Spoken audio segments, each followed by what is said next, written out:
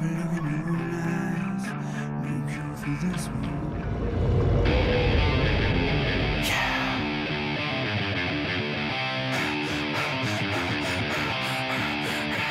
There's no cure for this one! There's no cure for this one! There's no cure for this one! There's no cure for this one! This one! This one! This one! There's no cure for this one! Hello everyone, I'm Tony Doherty and welcome to another huge week of Max's Muscle TV. Sit back and relax, folks. Tonight you're in for an absolute ripper as Pete and I are back in the kitchen talking about the best choices when it comes to protein. And with registrations now open for the 2013 Max's Muscle Up and Maxine Shape Up Challenges, Master Coach Freddie Liberatore is back with some tips to help you ensure you get yourself set up for success and get the most out of your 12 weeks. First up tonight, though, we're back in the cage with Dirk Lamb for an advanced MMA conditioning routine that's not only great for MMA fighters, but for anyone that wants to take their fitness to the next level. Take it away, mate. Oh, we're actually back at Energy MMA in Kilsyth. We're going to do a highly specific MMA style of training circuit today. So the two athletes we have today, your viewers will be familiar with. We've got Gustavo Falsaroli, who's a black belt in BJJ and an accomplished MMA fighter. He's a CFC Australian lightweight champion. And we've also got Ivan Voronov, another Brazilian Jiu-Jitsu instructor. He's the head instructor here at Energy MMA in Kilsyth, and we're going to put them through their paces today. So Gustavo's going to be doing a drill, whilst Ivan will be doing the squat and twist. There's a ball inside the bag. He's going to be rotating that around him, smashing it into the fence at very high speeds. Okay, obviously, it's for rotational strength while punching and striking. All right, boys, go. The first thing that seems to go when a stand-up fighter gets tired is they drop their arms. So they're going to carry a couple of light weights in the crook of their arms or in the bend of their elbow, and they're going to assume a fighting guard. So it doesn't need to be heavy, it just needs to be challenging enough to make them want to drop it, but they'll have to keep it up. 3, 2, 1, and stop there. Good work. Let's swap around. From there, we're going to move into a rope exercise. We're going to load up a rope by attaching a fairly heavy sandbag to the end of the rope, and the boys are going to kneel away or face away from it, and they're going to pull the rope over their shoulder by using their body, not necessarily their arms. Essentially, they're going to use their entire body to heave the rope and drag the heavy weight. So when you're sitting over the top of somebody, the way your body moves is quite different to when you're actually in an upright, erect position. So this is going to help them be able to flex at the waist, flex their abdominal muscles and twist at the same time with high force, so they can deliver blows from that position quite easily. Get in the guard. From there, the boys are going to move into a really specific exercise where they have to lift each other's body weight. One of the athletes is going to be kneeling on the ground, and the other athlete who'll be lying on his back is basically going to put his legs around the waist, and the athlete will have to stand up and get back on the ground into the kneeling position. This exercise is really unnatural unless you're like a practitioner of the grappling arts. There's a lot of force going through your lower back, your knees, your groin, and the person who's laying on the ground is also in a very precarious situation. So if you haven't got a good grasp of them from their arms or their forearms or their hands, they can fall on their back and, you know, you can do some damage. Good work. From there, the boys are going to do a different style of chin-up. They're going to use what we call an ab sling, and they're the slings that you use when you want to do hanging leg raises or any suspended movement. So it's a very difficult exercise, but still it's going to increase their strength and durability for any kind of movement where those locks are required. After that, the boys are going to perform one of the more explosive exercises we've got, and this one probably hasn't got the highest level of specificity, but it's a burpee movement which includes a half roll or a half somersault, and then they jump back to their feet and perform an explosive jump and slam. When you isolate some of the movements out of this whole exercise, you would actually realise that they're performed many times in fights, but also quickly getting up to your feet from your back is another one. And whilst, you know, jumping may not be done as often, it's a good way to build explosive strength through the legs.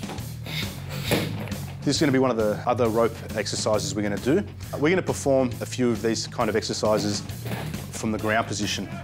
That's basically balancing on your glutes. You're leaning back 45 degrees with your knees bent and your feet slightly in the air. So it's a position that if you slightly overbalance, you're going to basically fall over one way or the other. So it's going to build not only strength and endurance through your core, but it's also going to build the muscular endurance through your shoulders and forearms to be able to constantly be working from that position. After that, we're going to go into some throwdowns with the bag or the dummy, and it's really just pure out-and-out brutal strength and power exercise. Again, it's going to jack the heart rate right through the roof because the boy's going to be performing them very, very quickly. And it's pure aggression is all we're looking for here. One of the key ingredients you need, obviously, in a brutal sport like MMA. So they might be using a variety of techniques. There's not going to be one simple technique to the throwdown.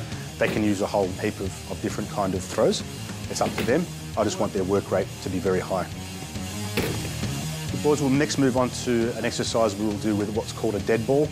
Dead ball is sort of like a medicine ball that has sand inside it.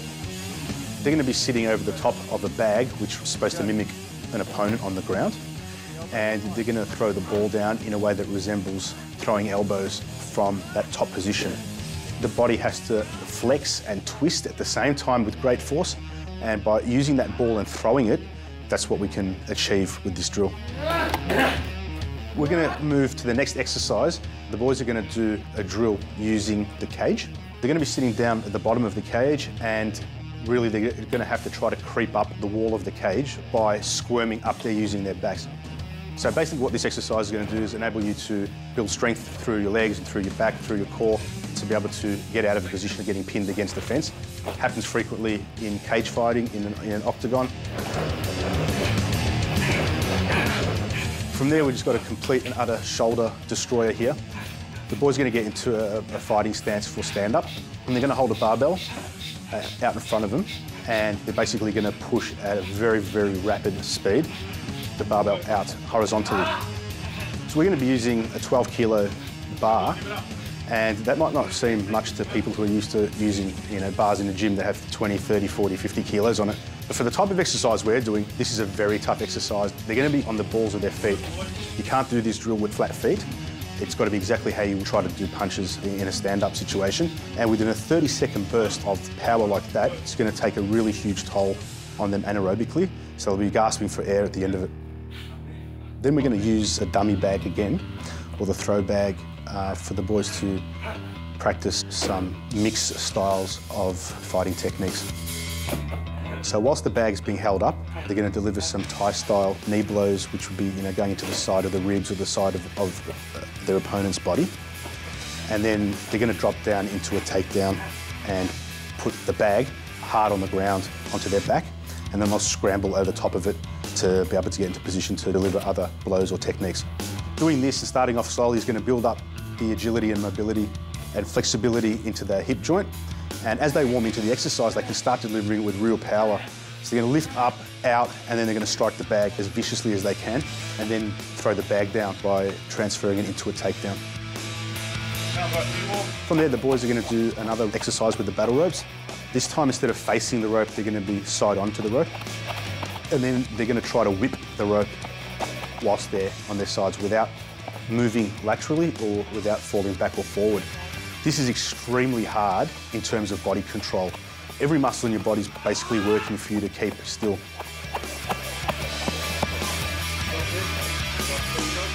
The last exercise the boys are going to do today is an abdominal core exercise, which is very demanding and potentially dangerous if you're inexperienced and you don't know what you're doing. They're basically going to choke their legs around the top of a punching bag.